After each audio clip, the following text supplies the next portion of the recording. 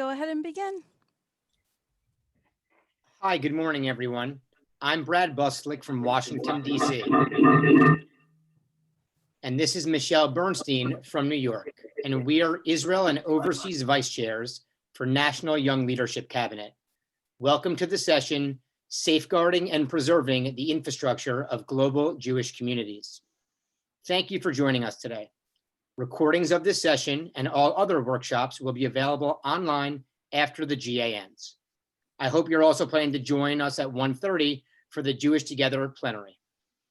While federations have been caring for our local communities, our overseas partners, the Jewish Agency, JDC, and World ORT, with our support, have been meeting needs around the world. Today, we'll hear about how the strong infrastructure they have built over decades has enabled them to pivot and respond to the challenges COVID has and continues to present. We'll hear from the Jewish Agency about their launch of a global loan fund to help struggling communities around the world. World ORT will update us on how the schools in their network are coping with the crisis. And JDC will take us to Cuba, the former Soviet Union, and Israel to demonstrate how the agency has built upon existing infrastructure to help maintain services to program recipients worldwide.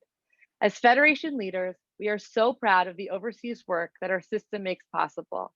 And we're honored to have with us today the top leadership of our overseas partner agencies. Please welcome our speakers, Dan Green, Director General and CEO of World ORT, Amira Aronovitz, Director General and CEO of the Jewish Agency for Israel, Mark B. Sisiski, President of the American Jewish Joint Distribution Committee, Ari Messer, Senior Representative of the Jewish Agency for Israel to Mexico, Avram Krengel, Chair South African Zionist Federation, Mikhail Liebkin, Director ORT Russia, Danny McNews, school teacher and ORT representative in Milan. Our moderator is Rena Edelstein, Associate Vice President of Global Programs at JFNA. Rena, take it away. Hi, everyone. Thanks for joining us. As Michelle and Brad mentioned, my name is Rena Edelstein. I am the Associate Vice President at JFNA's Israel office, and I'm very pleased to be your moderator here today. One of the many unique things about this pandemic is that it is hitting all of us as individuals, as communities, as states, as countries at exactly the same time. It is also unique in that in the past, when one community was in crisis, global Jewry would rally to provide support, whatever that support may have been. Think former Soviet Union, think Ukraine civil war in 2014, think Operation Solomon in 1991. Today, we are all affected, and with local needs so great, Jewish communities around the world feared facing the pandemic on their own, some with very limited local capacities to meet those needs. But as history has shown, then and now, the Jewish community and the Federation system, as its largest North American representative, rise up to meet the challenges, both locally and globally. This session highlights Federation's historic partners, the American Jewish Joint Distribution Committee, the Jewish Agency for Israel, and World ORT, and their efforts to help Israelis and the Jewish communities across the globe. One of the most important lessons we have learned in the short time we've been coping with this crisis is that our partners, all of whom have existed in one form or another for some 100 years, have been building the personal, physical, and government contacts needed to provide services to Jewish communities in over 60 countries. This infrastructure, funded in large part by Federation philanthropic dollars, has uniquely positioned our partners to be able to turn on a dime and respond with individualized support according to the community's needs. Just some technical notes. We can't see you, so please make yourself comfortable. The chat is disabled, but there will be time for Q&A, and I encourage you to put your questions in the Q&A function, and we will get to them at the end of the session. Only the panelists will be able to see the questions, so don't worry if you write it there, we'll see you. We will begin with JDC. I am very pleased to welcome the president of JDC, Mark Sisiski. Mark Sisiski is a noted businessman and philanthropic leader and serves as the president of JDC, the leading global Jewish humanitarian organization. Mr. Sisiski, a retired manager partner of Heritage Wealth Advisors, is based in Richmond and is a president and chief investment officer of New Dominion of Virginia. In addition to his wide-ranking work at JDC, Mark is an esteemed civic and local Jewish leader in Virginia. He currently serves as a board member of the University of Virginia Hillel and Prime Minister's Council of JFNA, and many other roles. He holds a BA from the University of Virginia. He met his wife, Susan, who I know well, on a kibbutz in Israel, where he spent a year after college. They have 2 children who are also involved with both JDC and Federation, and 4 grandchildren. Mark, it's over to you. Thank you, Rena. And as a former president of Federation in Richmond, it's a great pleasure for me to have the opportunity to speak and to showcase the powerful work of my organization, The Joint. My name is, again, Mark Sisiski, and I'm so proud to serve as president of this Jewish humanitarian force for good.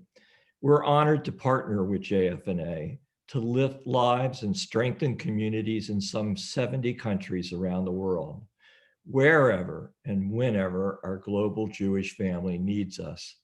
Every single day, we are reaching more than 71,000 people in need at this time. And each year, we impact hundreds of thousands. And I'm glad and grateful to be here with you at the GA today. The coronavirus pandemic has forced JDC, like all of us in every field, to adapt every aspect of our operations. And there's so much I could share with you today. Bringing community programs like Shabbat celebrations, leadership training, and JCC activities online. Establishing an urgent humanitarian relief program to support the new Jewish poor in Europe, North Africa, and Latin America. Feeding impoverished day laborers in India and bringing hand washing stations to rural Africa, and the list goes on and on. I'm going to spotlight now our response in 3 regions: the former Soviet Union, Latin America, and Israel. So you get a good sense of the scope and scale of our innovations during these most challenging times. But first, I want to take you on a short journey to Kishinev, Moldova, that will remind you and us of all that's at stake and what is possible. Thank you.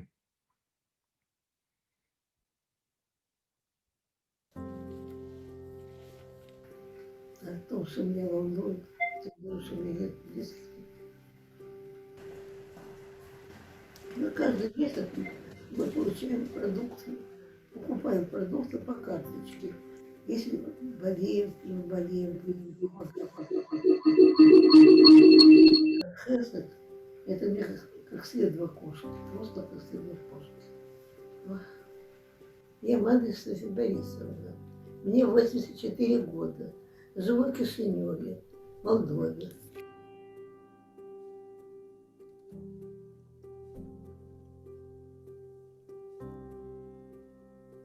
Вообще не выжила бы.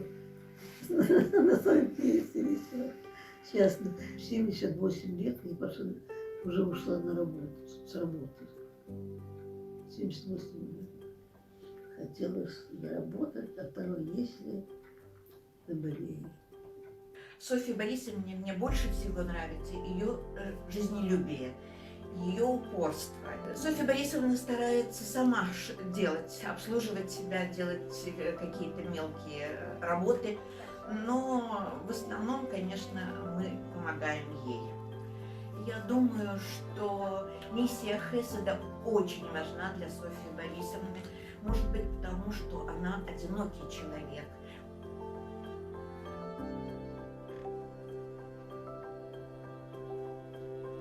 До этого я же ходила, а теперь боюсь, что, не дай бог, заразишься. А теперь мне так хочется выйти на улицу, чтобы, да, и так и живу. Не только я, другие тоже уже не имеют этих близких людей, да, и живут как в затворе, да. Нет тут близких людей.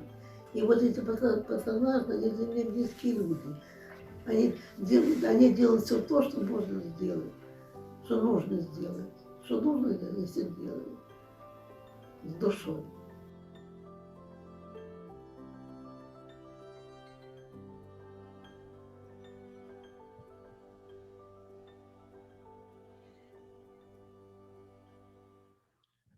Sophia did everything right.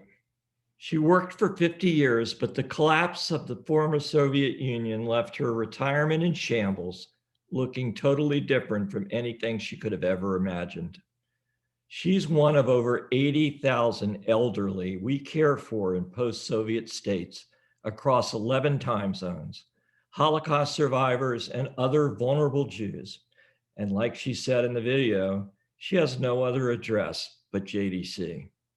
That's why when the pandemic began, we knew first we had to do everything in our power to continue to safely care for people like Sophia. We've distributed 5.9 million pieces of PPE to our home care workers, and in some cases, arranged private transportation so our staff can deliver aid to clients safely. We've activated our network of volunteers, more than 6,000 people in 44 cities across the region. Sophia herself is visited by one of these volunteers, a young woman who is part of the new post-Soviet generation that is really owning their communities. In addition, our call centers across the former Soviet Union take place over 20,000 calls each month to check in on the loneliest of our clients. And all of this adds up to us delivering this care without interruption since the pandemic began. And of course, we're harnessing the power of technology to aid us in this effort.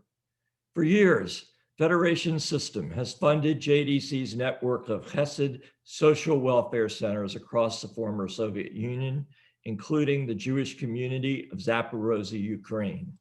I'm always impressed by the city's caring and its innovation.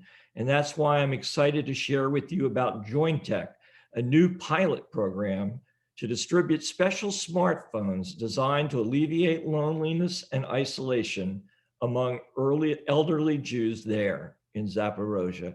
Take a look.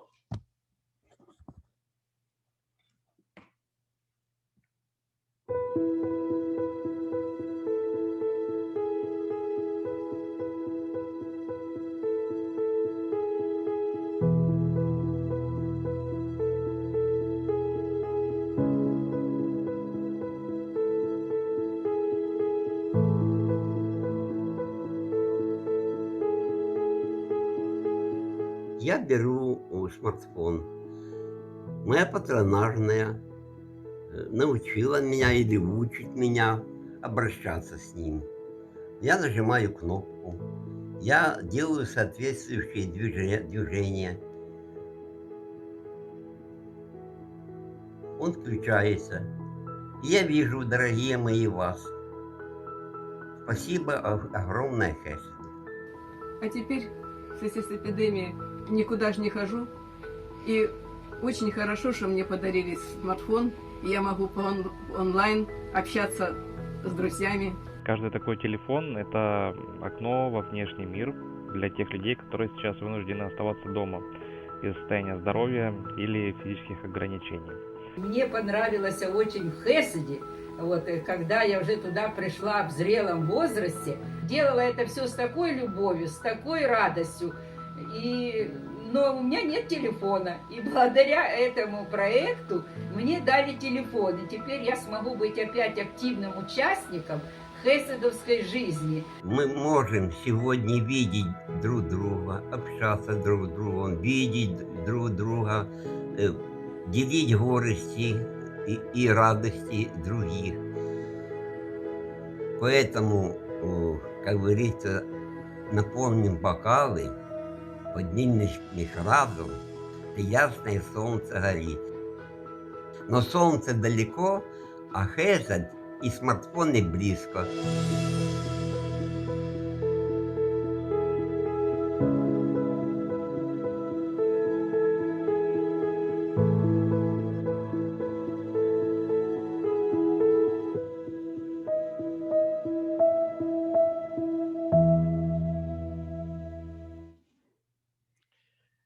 I draw such strength and comfort from the way young people have innovated with JDC's help to provide life-saving care and human connection to these elderly Jews during the pandemic. Now, let's head to Venezuela, where people on average have lost 30 pounds in the past year due to food insecurity and the mounting humanitarian crisis. Inflation stands at 10,000%. And I said that right, 10,000%. Here, I can't show you a picture of the people we help due to the sensitive nature of our intervention. But suffice it to say that against all odds, JDC works with the community to ensure that its 4,500 Jews have everything they need to survive. That work is only possible thanks to a special grant made by the Federation system to provide emergency aid to Venezuelan Jews. We don't just care for people's basic needs, we also ensure they can connect Jewishly. I'm sure you'll be as inspired as I was to hear what Kabbalat Shabbat sounds like and looks like in Cuba these days. Since they don't have the best internet access in the world, they cannot hold Zoom services like many other communities have. So they innovated, uniting their voices on WhatsApp.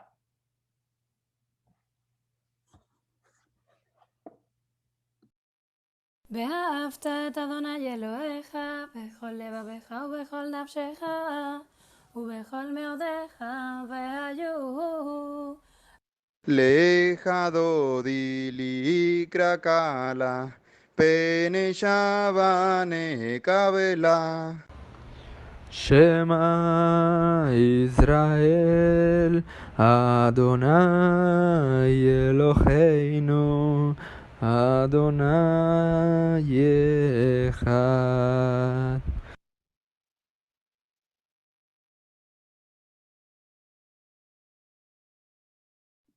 Lastly, let's turn to Israel, which, as we all know, is the country with the highest number of COVID-19 cases per capita. Faced with an unprecedented reality, we're constantly innovating so that we can continue to be there for the most vulnerable. And as always, we're partnering with the government of Israel to solve the country's most pressing and complex social issues. For example, we greatly ramped up the activity at the Virtual Center for Independent Living, a site we set up in 2016 with Jewish Federation emergency campaign funds to provide information and support to people with disabilities in a time of crisis. Now, the virtual site has become a hub of activity, providing physical fitness activities in the morning and learning opportunities in the afternoon, provided for people with disabilities by people who have disabilities themselves. The site continues to operate with thousands of regular viewers. The GA is obviously different than those in the past this year, as we've moved online and we are connecting not in person, but via video conferencing.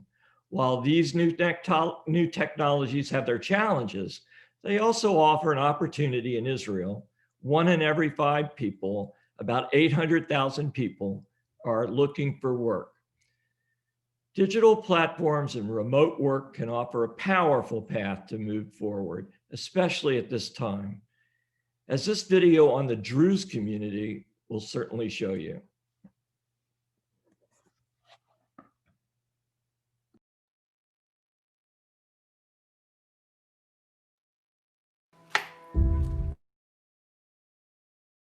הדרוזית, דווקא הדתיות, לא יכולים לעבוד במקומות מחוץ לארץ וללמוד. כל הקופאית בסופר, מגיל 18 לא הפסקתי עבודה. לא הפסקתי עבודה באמת. היה לי שכר מינימום, לא היה משכורת מספיקה לי. אז רציתי להתפרנס ולעשות עוד כסף, עוד משכורת, וגם עבודה מהבית, שלהישאר פה עם הילדים. זה היה החלום שלי לפתוח עסק בבית, אבל חשבתי שאני פה גרה בכפר קטן, שמעתי בריאיון מחברה שלי שיש קורס לנג, התלהבתי מאוד, בא לי כמו סוכריה. למדנו בו איך למצוא עבודה מהבית, איך למכור ביבי, קורס של עברית וגם אנגלית. למדנו איך מוצאים ספקים, איך מוכרים, מה למכור בדיוק, איך אפשר כאילו לתמחר את המוצרים. למדתי קודם איך מעצבים תכשיטים וגם סריגה, ואני מוכרת את הדברים האלה עכשיו באיביי. בסוף היום שילדים ישנים, אז אני יושבת מול המחשב כדי לקדם את העסק שלי. זה חיים קשים. זה הרגשה מאוד מאוד טובה. בכפר קטן אנחנו מוכרים לכל העולם. הקורס הזה עזר לנו לצאת מהקופסה שלנו. אז פתחתי את העסק הזה כדי להתפרנס בעוד משכורת, בלי לצאת מהבית. עכשיו אני חושבת שזה עסק לכל החיים.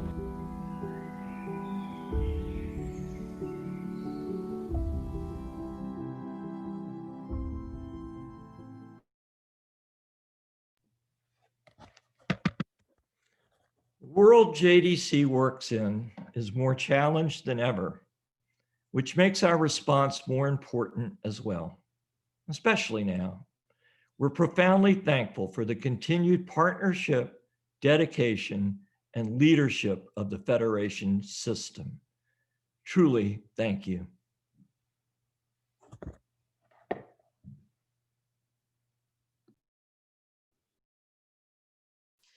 Thank you so much, Mark. Appreciate your comments and the work that JDC does today and every day. Before I'd like to introduce our next guest now.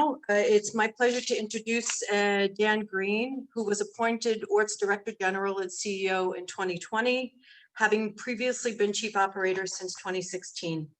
He is responsible for representing the organization internationally and for leading its professional staff and strategic direction from its London headquarters, ORT House. Prior to his roles at ORT, Dan worked in consumer media, in digital media, and at the Jewish Chronicle. Dan is married with 3 children and follows Arsenal Football Club. He collects whiskey in his spare time. Before we head over to Dan, we'd like to start with a video.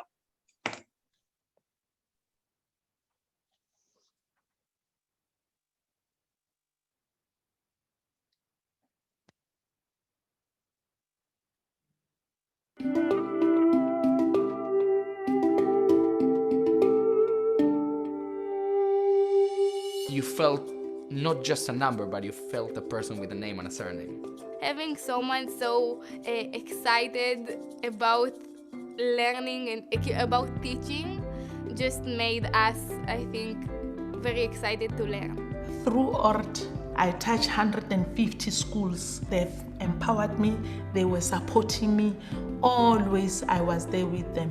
You are not pushed to do something specific. And from that point of view, the education in ORT school was extremely important for building of my Jewish identity. The most valuable lesson I've learned with ORT is to become a good person. Creative, innovative, and active member of a local society. I definitely wouldn't be here, and Dimona wouldn't be such an amazing robotics empire without ORT support. It's a mother to us. It's a mentor. It's a teacher. It's a shoulder to lean on. I think ORT was very, very successful in supporting me in every endeavor that I had and every challenge I had also. ORT gave me the weapons to fight life. But I think it's something that we need to work together to find the best way to support as many kids as possible. It's like, why wouldn't we give the best present to our child, which is education?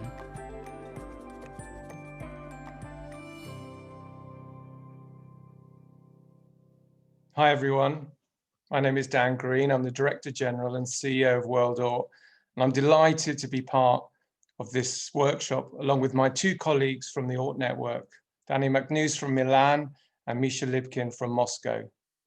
That film, which is a small clip from a longer documentary film made this year to celebrate ORT's 140th anniversary, ended with one of my favorite recent ORT quotes. Eli from Buenos Aires asked, why wouldn't we give the best present to our child, which is education? And that's something at ORT we always keep front of mind. We're going to address now two issues in relation to our topic of safeguarding and preserving the infrastructure of our global Jewish communities.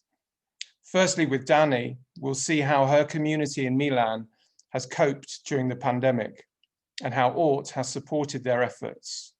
And then with Misha, how the ORT education ecosystem is doing more than just safeguarding and preserving, but strengthening diaspora communities. As you'll know, World ORT sits across a network of more than 40 schools, colleges, and universities in 24 countries, supporting more than 300,000 students annually.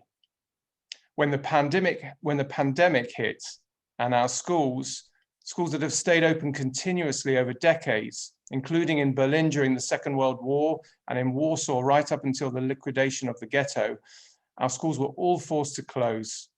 We at ORT knew it was our responsibility to help them as quickly as possible. We worked closely with our colleagues around the world to identify their needs, and they fell broadly into three categories. One, ensure every student that needs a laptop has one, or indeed any other equipment, in order to ensure that their education through distance learning is not compromised in any way. Two, assist our families and schools through tuition support. Many of the schools in the ORT network are private schools funded by parents. The economic hit our communities have faced over the past 7 months has been severe, and our tuition fund is there to ensure our schools can remain operational as families struggle, unfortunately, to meet their commitments. This is in effect a double hit. Parents lose their jobs, they can no longer afford tuition fees, and suddenly overnight our schools' operating budgets are slashed by 30, 40, even 50%. Countries hardest hit were in Europe, in Italy, France, and Spain, and right across Latin America, including in Argentina, Brazil, and Uruguay. Our fund, importantly, relieves some of that pressure on schools and thereby gives parents some much needed breathing space. And thirdly, we've tried to position ourselves as an additional emergency service for our teaching staff and principals. The strength of World ORT is our network, pooling ideas, sharing resources, solving problems together, and sometimes just being a sounding board or shoulder to cry on. As a network, we've focused on issues such as the mental health and well-being of our students and teachers during lockdown, and as they return to school, and the financial impact on our schools, and addressing this double bottom line of school budgets being imperiled and families' finances in freefall. So we've responded in a way I'm truly proud of. Our supporters around the world, including the JFNA and individual federations, thank you very much, have helped us towards solving some of these problems. One initiative I'm very proud of is called Virtual Volunteers. It centers on our supporters and volunteers from around the world, giving up their time to offer extracurricular classes for our students, to not only help them keep their chins up, but improve their English, brush up their networking skills, and help sharpen their minds in lots of fun ways. Giving time is also such a valuable and rewarding effort. And so to Milan, where Danny can tell you about the effect of the pandemic on the Jewish community there, and particularly on our own ORT school, the Scuola della Comunità Ebraica. Danny, as well as being our representative, also teaches maths and IT, and as a senior leader, trains and mentors other teachers. She's certainly one of the stars in the ORT firmament, and I'm delighted she's here to tell you more. Danny, over to you. Thank you very much. I'm trying to share my video. Hello, everybody, and thank you for inviting me to speak. I would like to tell about Italy and about Jewish community in Europe and in the world. And starting from Italy, Italy has been the first European country struck by the big wave of COVID-19 virus.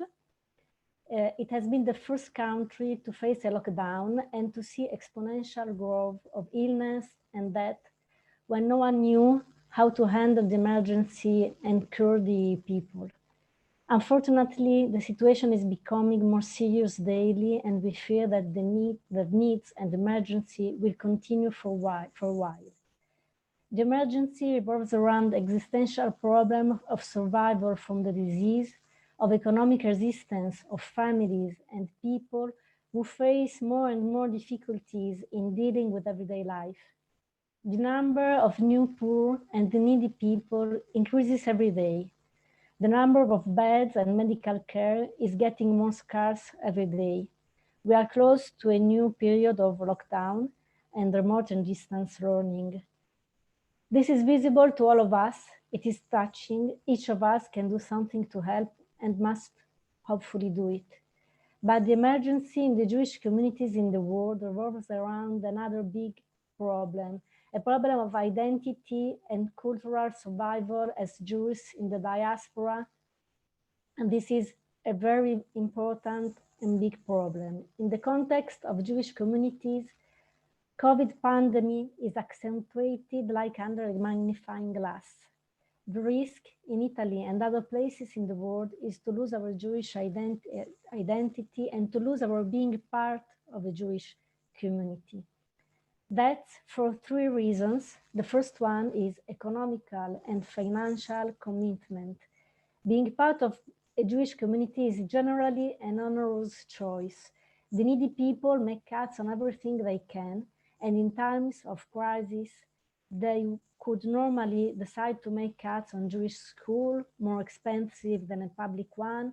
They could cut on kosher services, fees, or on synagogue and community contributions. The second reason is isolation. Being part of a Jewish community is being part of a group, is meeting each other, living side by side, or get together at school or at synagogue, at events. Now that everything has stopped, now that all activities are blocked, people tend to lose the sense of community and focus on the small group of people who surround them closely. And the third reason is about loss of education and young Jewish assimilation. Young people may face the difficulty to imagine their future as the community.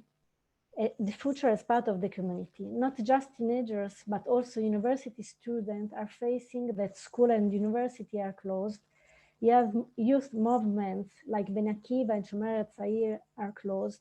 All activities for young are closed at the moment. It is a problem of an assimilation in a broad sense, the difficulties of associating with Jewish of their age. We must quickly evaluate how much isolation and social distancing could become internal categories, habits, and attitude. We must quickly support high level of secular and Jewish education in a new and collaborative social and emotional form of teaching. So that's why ORT's help has been so important for Italy and I think for the world. ORT has given us support on all the front, economical, isolation problems, loss of education, and young Jewish assimilation. With the help of ORT, we helped needy families with financial support, school fees, social assistance. We also donated computers and connection to needy students and teachers, giving to everyone instrument for studying, but also a way to be connected to the world. We were able to give a voucher for textbooks and teaching materials to students who needed them. And all of this was done beseter, by trying to make people feel at ease and not embarrassed in asking and receiving. And also in the educational field, ORT has not left us alone. We receive teacher training courses online, masterclass for students and adults on leadership and on professional environment, activities and competition for students to improve creativity and volunteering. ORT provided us educational resources and supported education really for life. And all of this has broken our sense of isolation that COVID gave us and contributed to maintain our sense of community, belonging, identity. I would like to use the words of a feedback we received from a mother in school after receiving a computer for her child. She said, in a moment like this, ORT's help is not just a very useful instrument. It is also a way of saying we are here today, together. It's a hug, a pat on the back, a way to let us feel we are not alone in this moment of difficulties. ORT help us to be part of something bigger, a virtual family, an international community, and consolidate the future of our Jewish community. So many thanks to ORT and donors once again from all of us, hoping that solidarity will lead to more solidarity. We need each other and every help we can get in this period to be able to imagine a better future for everyone. I want to thank you for listening and wishing the best of every one of you. Thank you. Thank you, Danny. ORT is currently in its 140th anniversary year, a remarkable achievement by any organization standards. But for one like ORT, that was born in Europe at the end of the 19th century and grew up in the 20th century, having to find a way to exist and survive during revolution, pogrom, 2 world wars, and under the dark shadow of the Holocaust, it's almost staggering. One of the constant themes in ORT's history is the need to reinvent ourselves, sometimes to reinvent in different places too, as ORT's reach spread to Israel and Latin America following the Second World War, and of course as technology and industry has changed. Despite all this, our philosophy has remained a constant. Through education comes independence. Through education comes opportunity and hope. Our 140-year history began in Russia, in St. Petersburg in 1880. During and after the First World War, ORT's workshops, credit and labor offices saved thousands from starvation and unemployment. After the 1917 Russian Revolution, ORT worked with the Soviet authorities to establish and support industrial and agricultural collectives. In 1938, ORT's cooperation agreement with the Soviet authorities expired and was not renewed, and ORT was forced to cease its work in the Soviet Union.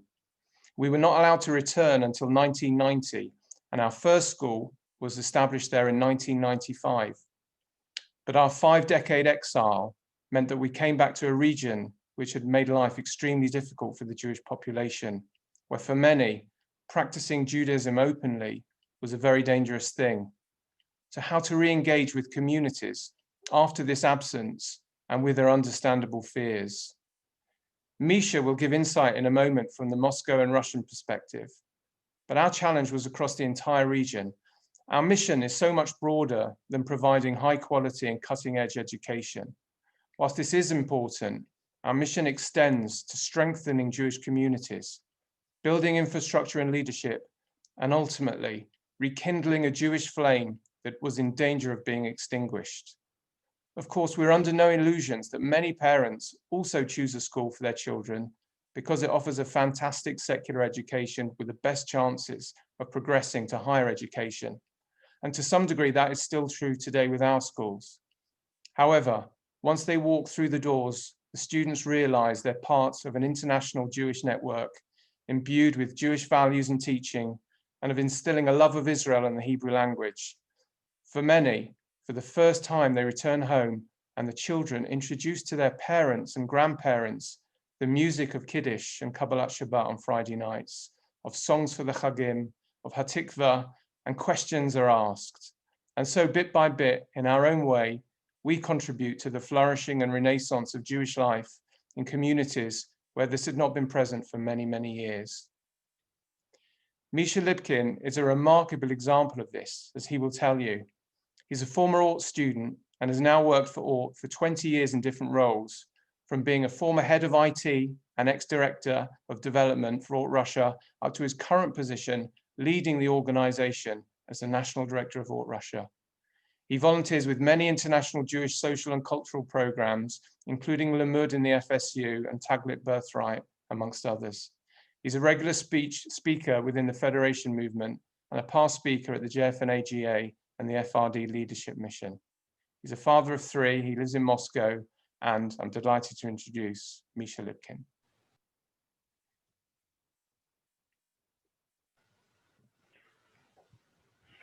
Hello, thank you very much for inviting me. Then thank you very much for this introduction. Yes, my name is Misha Lipkin. I live in Moscow. I was born here, and my journey with work was started from in 1996 when my parents wanted to find the best school for me and my brother. And they were cared only about the secular, very good, very high quality general education. So they were looking at the Moscow educational market and found ORT school because of this reason, because of the very, very good education. And I can say that this move changed my life a lot because I opened the new world for me, because what ORT does, ORT doesn't give the right way how to be Jewish. ORT just shows all the ways, all the doors to the Jewish community, and you are free to choose the right door for yourself, for your family. When we're talking about ORT in Russia, we need to understand that in the most cases, we're talking about the former Soviet Union. And ORT system in the former Soviet Union now is the 9 countries of activities with more than 25 cities where we work with 15 Jewish day schools for more than 9,000 students and about 1,000 teachers. So it's a really huge system. And what we do, it's very simple. We help Jewish communities to have the best Jewish school, not just the best Jewish school, but the best school in the region to attract Jewish kids to come to receive the best education for the best future, and in the same time to receive a Jewish identity which we lost during the Soviet period. I didn't know that I'm a Jew before the age of 8, and the reason for this is very clear. My parents, who received all the anti-Semitic benefits of during the Soviet time, for example, my father was not accepted to the university he wanted to go. My mother accepted all. My mother received all the anti-Semitic environment and background, even from her kindergarten age. So they didn't want to bring me and my brother to the to problems. So they just decided not to do anything Jewish in the family, not to even tell us that we are Jewish, because it was no reason for this. And the reason we started to come to the community, we started to do something Jewish, was because we were in a Jewish school, we were in Jewish summer camps, and we started to participate in activities of many organized by many Jewish organizations in the Soviet Union, in a modern Russia. So the model is very simple. We have like a Mickey Mouse with the general education, then STEM education, science, technology, engineering, and math, and Jewish education in one very good school. As a result, in Moscow, we have the largest Jewish school in the former Soviet Union, 1,400 students, aged from a preschool to high school. This is the result of our work.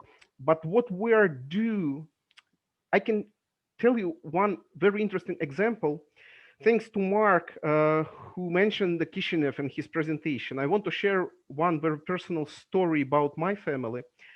My sister-in-law is from Kishinev, and she came back to the Jewish community. Her family came back to the Jewish community only because of the ORT school in Kishinev. But I want to tell you more. Now she lives in Moscow.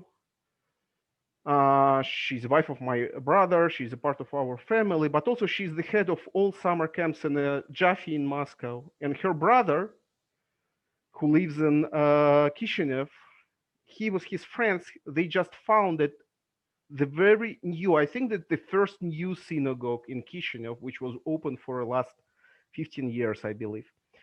So this is the new generation of Jewish leaders. It's very simple for me to cooperate with the other Jewish organizations here in the former Soviet Union, because I just can hang the phone call to any of our alumnus and asked, look, I need the contact in your organization, and we start to cooperate. So this is our way to work here. We help communities to have the best education, to bring back Jews to the community. Of course, now during the COVID time, it's not as simple. Most of our schools, they work in a hybrid model. Well, when some students are on a distance learning, some students are on a regular lessons, and many others. We had some deaths among our teachers, and so it's a very difficult time, but in the same time, this is the very challenging, and this is the time of opportunities. So finishing my very short presentation, I want to thank JFNA and individual federations for supporting of our activities here in the former Soviet Union and also in worldwide, because it's really important. We are all brothers, we are all with the same roots, and we are all the members of the global Jewish community. And this is because of your help. Thank you very much.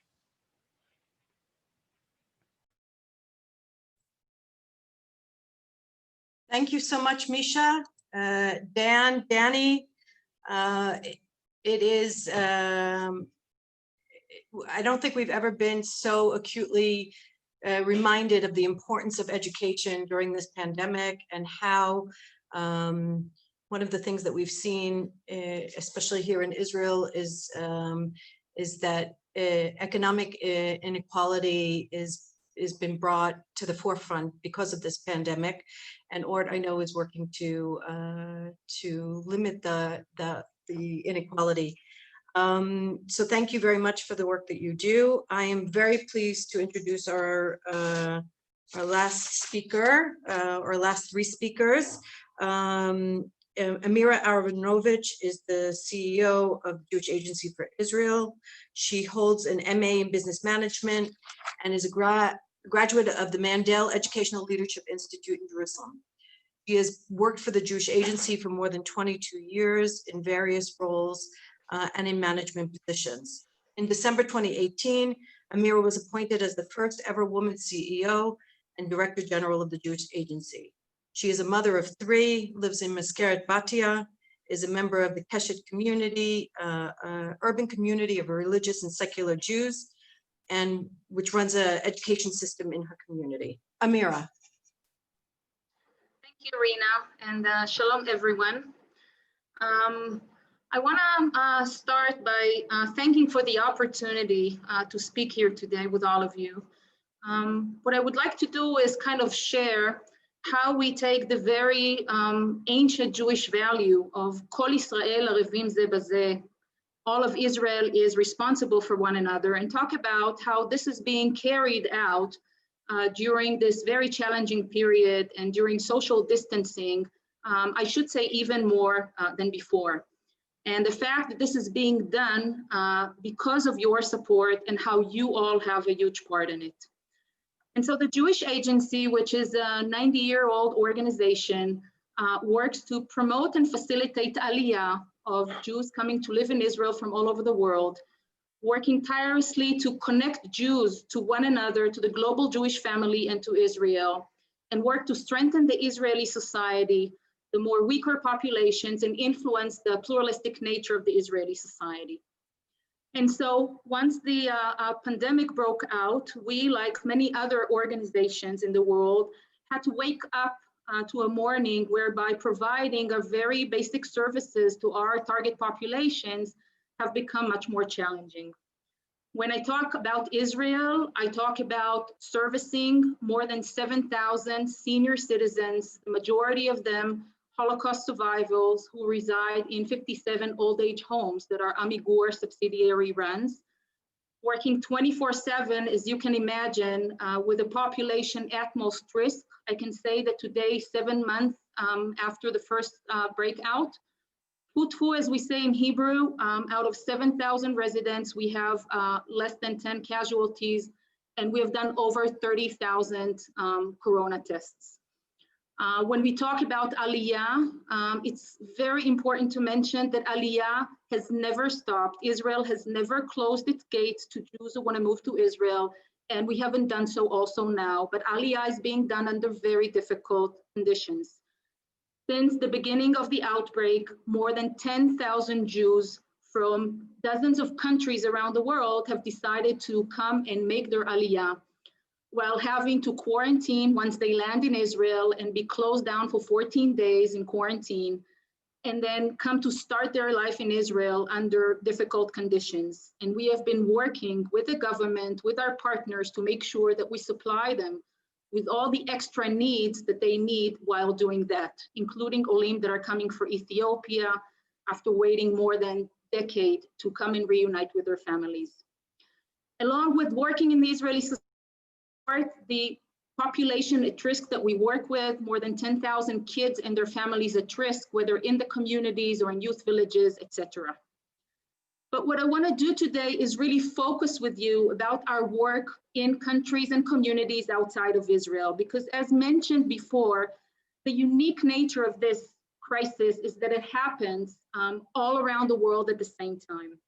And so the Jewish Agency, which works in 65 countries around the world, mainly through a chain of shlichim, emissaries, Israelis that are being sent to spend between 2 to 4 years servicing communities all across the globe. At any given moment, even now, we have more than 300 of them reside within communities. While they're abroad, they embed themselves in the local community. They work with all the relevant Jewish organizations. Shlichim are really our boots on the ground. They're able to share with the Jewish Agency the state of the communities.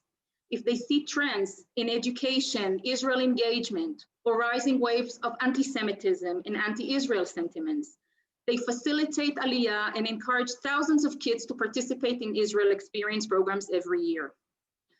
We are able to respond to crises such as the current one very quickly, because in most cases, the shlichim were aware of the problem brewing, and we are ready to respond on the ground, whether it's to financial crisis, political instability, or the like.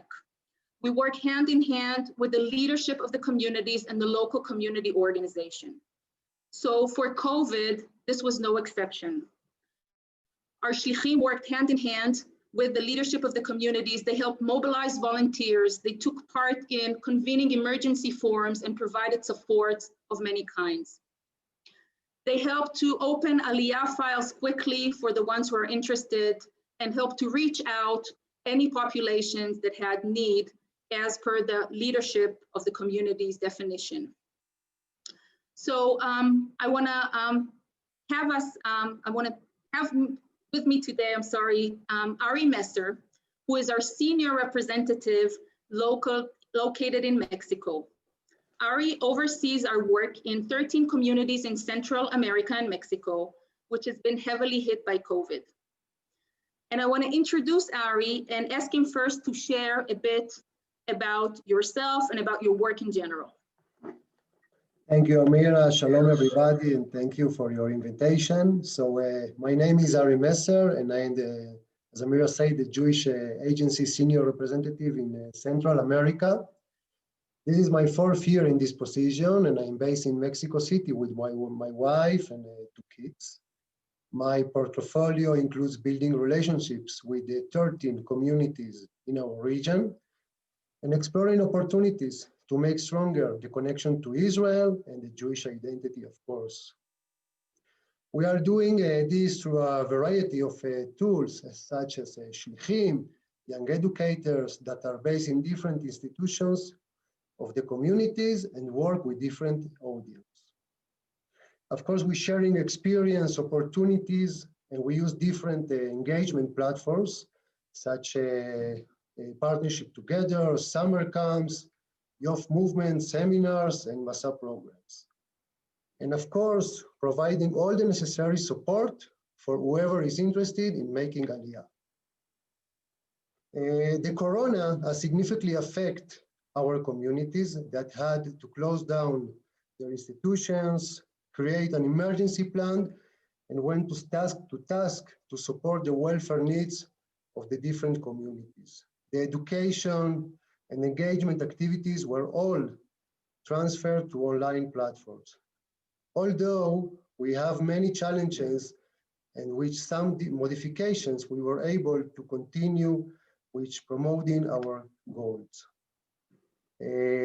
Our main project in this month was in Aliyah. We were able to run a very successful virtual Aliyah fair that brought us to send for the first time in the history a special charter plane of Olim and Masa participants from Mexico.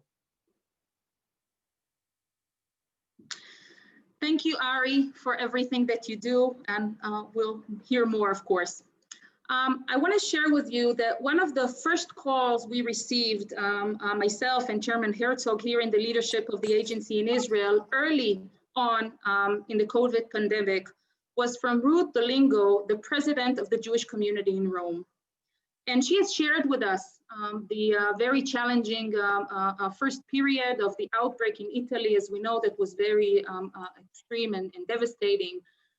But what was very concerning is that she said she is most concerned of not being able to see how she could provide the very basic services to her community, not being able to pay the bills and to supply the welfare community organizations with the basic means and resources that they need.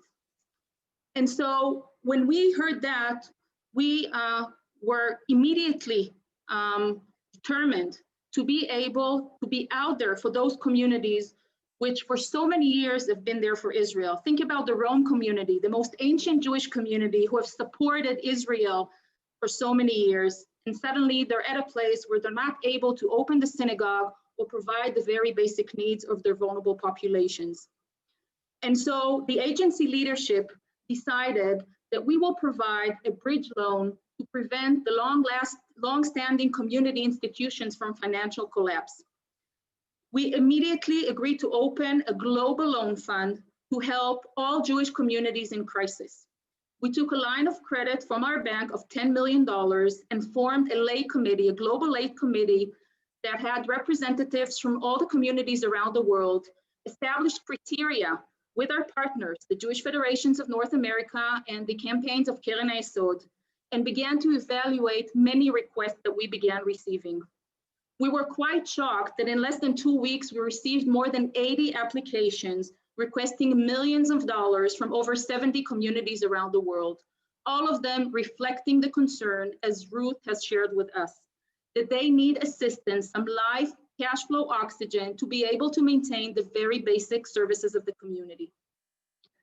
So we have provided 67 loans for organizations in 23 countries, totaling $10 million. This unprecedented action of the Jewish Agency to send money to Jewish communities around the world was perceived with very high gratitude. For many years, Israel has been receiving money from those many members of communities and Jews, and this was our chance to support other communities. I should also say that we had an opportunity to also mobilize Israelis, the Israeli society, to support some of those communities. And we were part of launching a successful, actually, crowdfunding campaign where Israelis collected more than 500,000 shekels that was then provided to the Jewish communities of Italy to serve the most immediate needs. So truly, we see the Jewish Agency as the global platform that works in all of those communities and here to serve them and address international crises, representing the collective action based on the support of the global Jewish family. I want to introduce Avram Krenger, who is the chair of the South Africa Zionist Federation, whose organization is one of those who received the loan from the Jewish Agency after facing a very deep crisis. Shalom, Avram. Hello, Amira.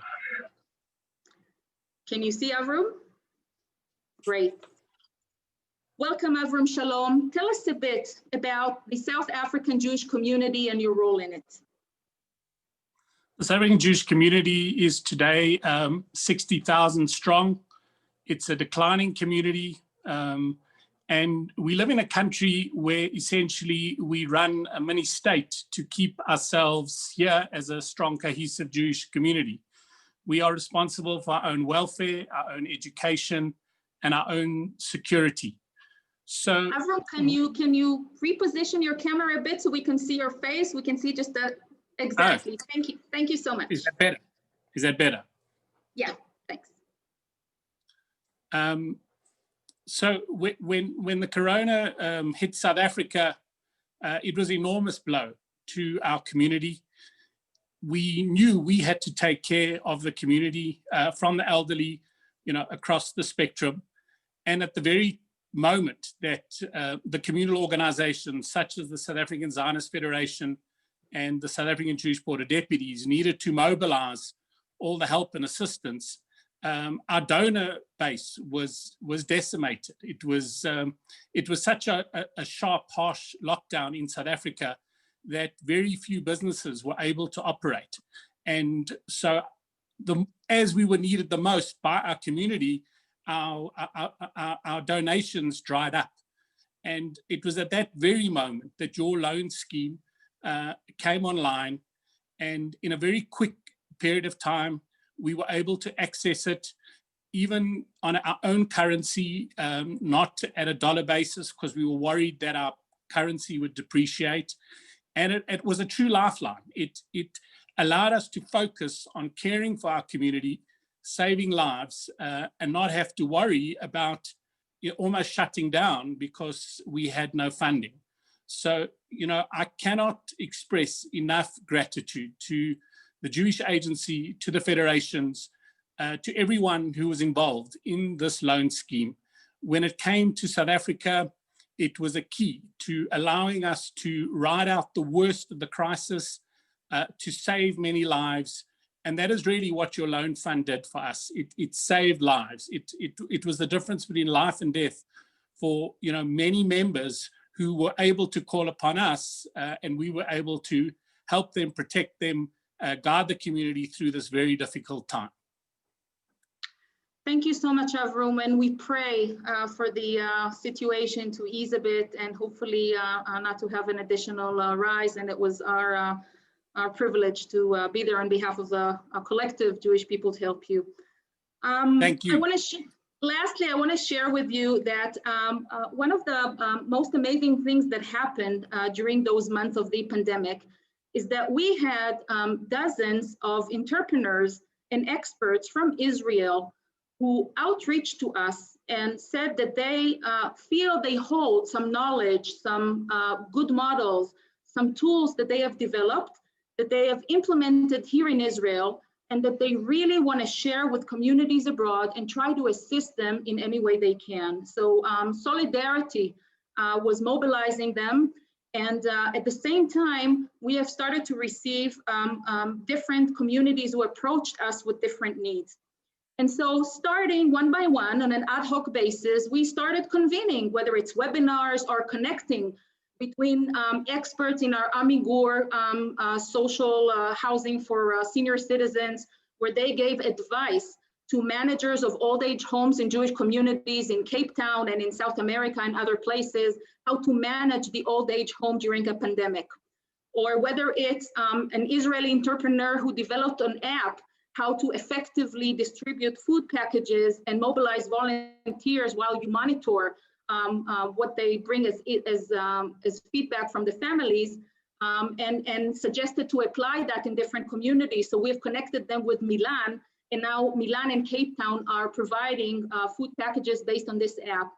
And so what we understood here, that there is a space, there's an opportunity, I would even say an obligation for us as a global platform to create a space whereby all of this knowledge and expertise, whether it's policy documentation, best practices, experts on social resilience, post-trauma, etc., and build a digital platform that is able to access those services to communities and be kind of a connector that connects and have them meet one another. And so in the last couple of weeks, we have worked, and we're actually in a few days going to launch what we call J-Ready, which is a collaborative resource center for community leaders and Jewish professionals around the world to learn from one another during a time of absolutely lockdown to the transitionary phase that we are now and then during recovery. The platform would allow for webinars, consultation, of simple sharing of ideas and much more. And we have created partnerships with many authorities around Israel, whether it's the authority of local municipalities, whether it's the National Emergency Council, whether it's people from entrepreneurs from the Technion and from the Weizmann Institute, etc. And we're now forming all of this information to be part of this resource center to be access to communities. I can share with you that just 2 days ago, we had an amazing webinar for 30 community leaders from the Peru Jewish community of how to manage the different educational settings and other activities during pandemic. So it's an opportunity here to expose JReady. We're going to launch it in a few days, and hopefully those will be available for communities all around the world, including yourself. I want to end by thanking first and foremost Ari and Avrum. Ari as an example for one of our 300 shlichim all across the world who do this important work, and Avrum as an example of leaders of community which we work very closely with, and we hope to be there with them at any moment to address their needs. But mostly, I want to thank all the participants here and the Jewish Federations of North America. I really think, as I've said at the beginning, that there is no better expression as Kol Israel Aravim Ze Lazeh to describe what is it that we all are trying to do in order to make sure that we are able to go through this crisis and make sure that we continue to thrive, we continue to maintain flourish Jewish life in our communities, take care of the needy ones and of the ill and of the weaker populations, but as well as make sure we're invested in ensuring a thriving Jewish future. So thank you for the opportunity, and shalom. Thank you so much, Amira, Ari, Avram. Really appreciate your comments and your thoughts and a comprehensive overview. I want to move to the question and answer period right now. We have a number of questions that have come in. So let's get our speakers on the screen. And I'm going to start with a question to each of you, which I don't know if you're going to be able to answer, but I'm going to put it out there, which is, if you had to choose one, what is the most pressing need today in the overseas global Jewish community? If you had to choose one, what would it be? And I'm going to start with Mark.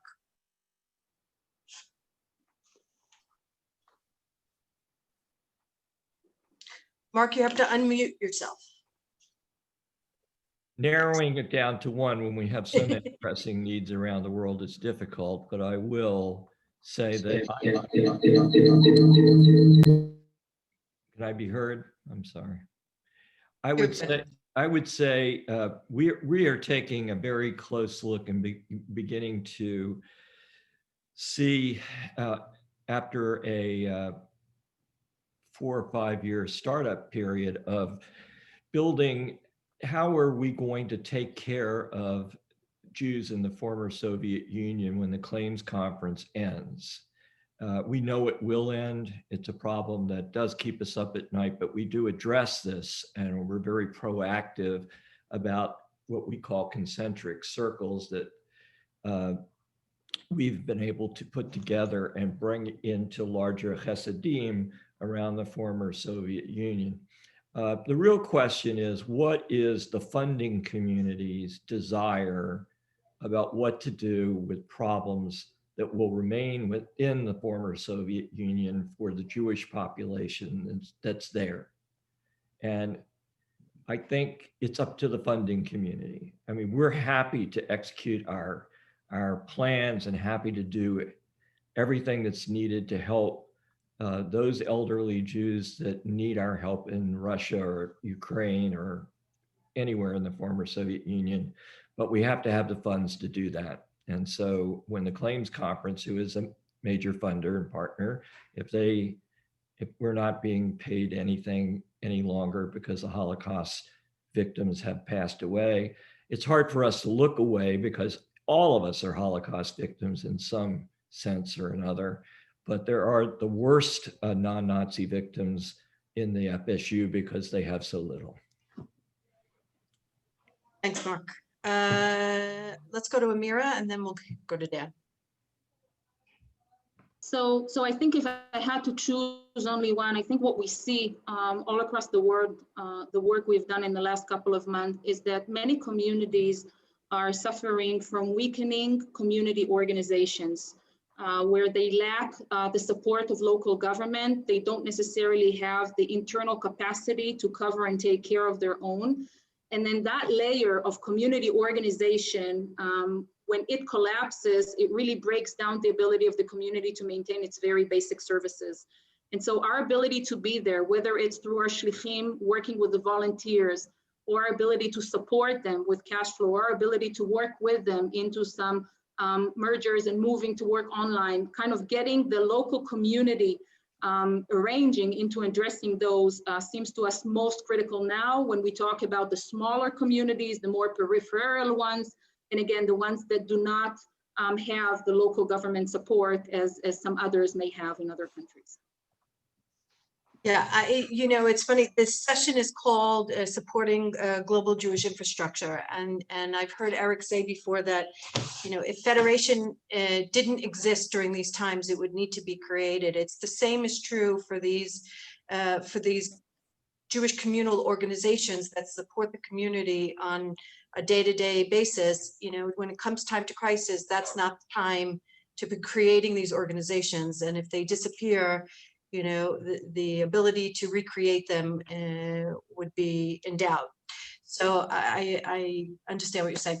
Dan. I think for ORT, Rena, it's really that connection between education and ensuring what we are offering today is viable and high class, and the connection between securing and strengthening the next generation of Jewish leadership and strengthening Jewish communities. And not just in the diaspora, in Israel as well. I didn't really have an opportunity to talk about some of our work in Israel. We wanted to focus on, obviously, on 2 communities in Europe, but narrowing gaps in Israel and in students in the periphery is something we focus on a lot in Israel.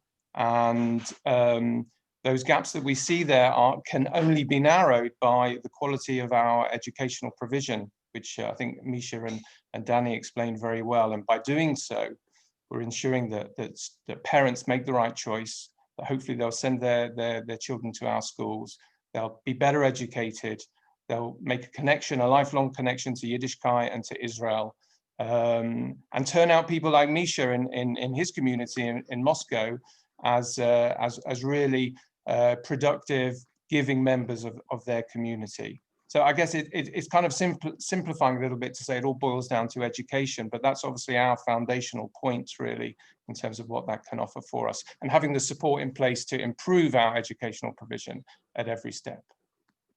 Thanks, Dan. I'm going to pose one question each from the chat, each of you, and then I'm going to ask for a final thought. For Amira, there was a question about how does the number of shlichim and shinshinim compare this year to last year? Yeah, so I should say I'm very, very proud of the 300 that we have there.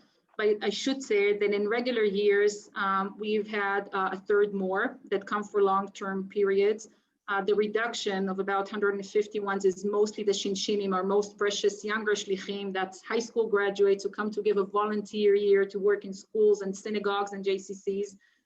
Given the fact that this is a program that hosts them in families and have them work with many, many different younger populations in schools and other educational facilities, and giving the restrictions that the different countries and communities have with capsules and the restriction to meet more than a specific small group, along with needing to reside in families, created a range of challenges. And so although we have been holding to every opportunity that we could have in a community that was willing and was able, we were there and we keep on sending them. And but unfortunately this year we had to reduce. I should say a majority of those are still working from Israel. So we have shinshinim in Israel working virtually to support their communities and along with the ones who went out.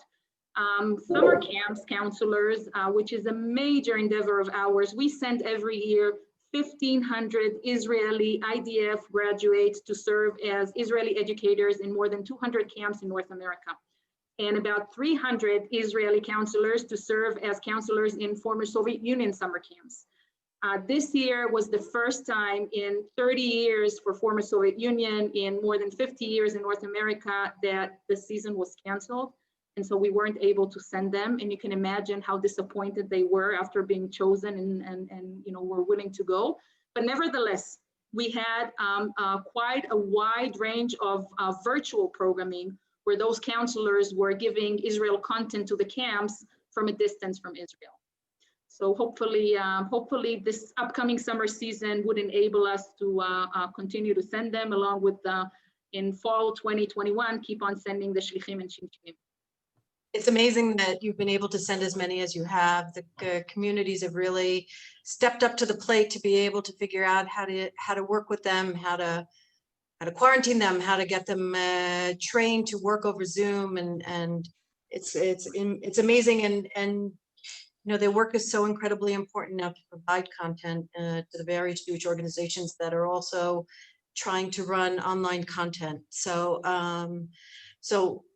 to Mark, I wanted to ask, we had a question about what was needed more, financial support or manpower, and what is the best way to support?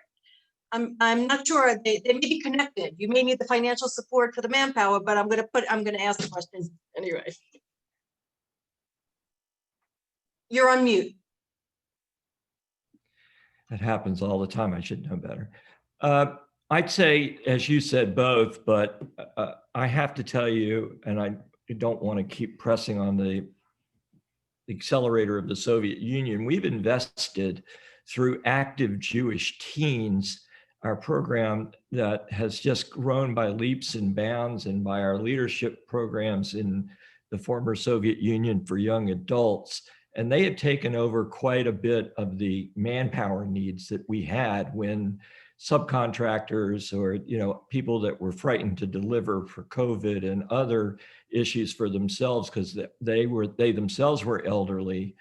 We recognized that this couldn't stop, but they stepped right up to as the pandemic unfolded. These young people stepped right up to the plate. They got out there, they worked with us, no questions asked, delivered aid, organized virtual holiday and Jewish culture, but put their community needs first.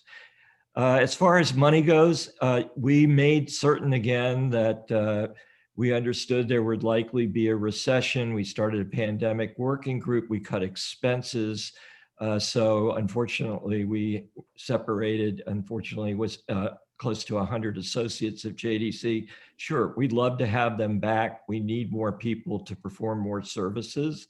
But I think the pandemic has led both JDC Israel and JDC Europe and JDC in the former Soviet Union to be much more creative about the way services have to be delivered and done during this pandemic. So we always need both, but I'm also proud of the two ways we've attacked these issues. That's a great way to answer. Thank you. Dan, the largest ORT network is in the former Soviet Union, and we got a question about anti-Semitism in the former Soviet Union and whether that affects ORT schools. I don't know if you want to take that, if you want to flip that to Misha. I think it might be instructive to hear from Misha, who's obviously on the ground there.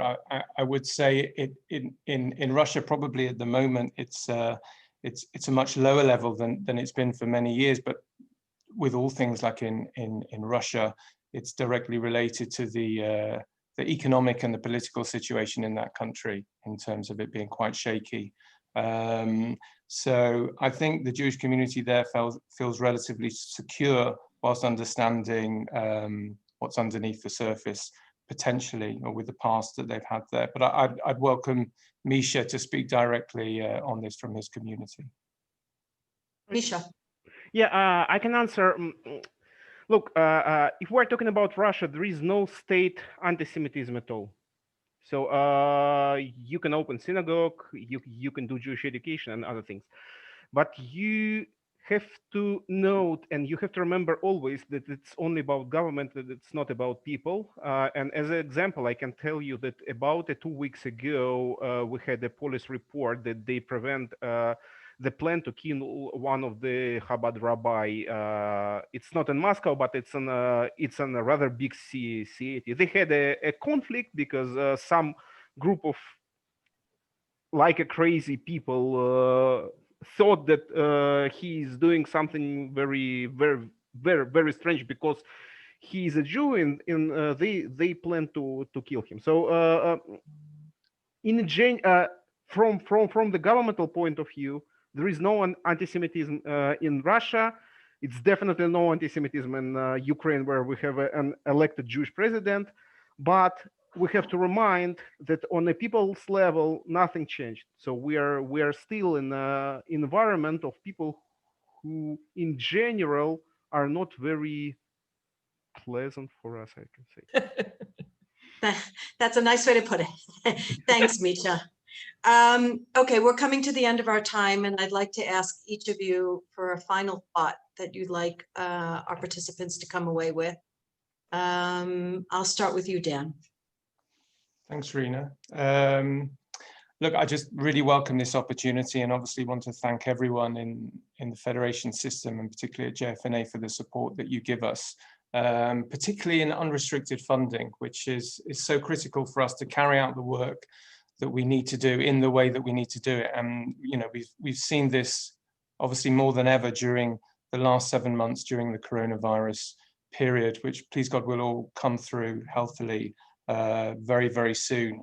But facilitating, enabling us to be able to respond in the way that we could, in the way that I talked about and Danny spoke about specifically, ensuring that everyone has a laptop at home. I'm almost embarrassed to say I'm sitting here at home in London. I've got 3 teenage children. All of them have got laptops, something I took for granted.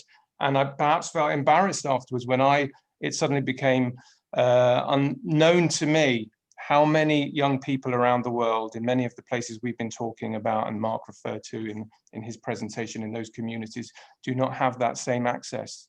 You can imagine families of 4 or 5, 2 parents, 2 or 3 children with 1 laptop between them, both parents working from home, 2 or 3 children needing access to lessons at the same time and not having that ability. And the way that we've been able to respond with your help to ensure that they can continue their education has been remarkable, and that leaves me a lot of hope and positivity. And we're moving now, World ORT, with a new strategy going forward, and thinking of ways that we can sort of re-emerge from this difficult period together. And I guess it fills me with a lot of hope at the moment because of this collaboration that we've seen from all of your partners. Well, that was very nice to end on a very positive and high note, and we look forward to our other speakers ending positively. Mark, over to you. Final thought? Am Yisroel Chai. The Jewish people lives and can face down any challenge put before us, from pandemic to societal crises of all kinds. When we are together as one people, guided by shared values and a shared sense of purpose, anything can be possible. The work I talked about today and the work that was talked about by ORT and the Jewish Agency, lives are being saved and improved and communities strengthened. And all of this is made possible by our collective partnership.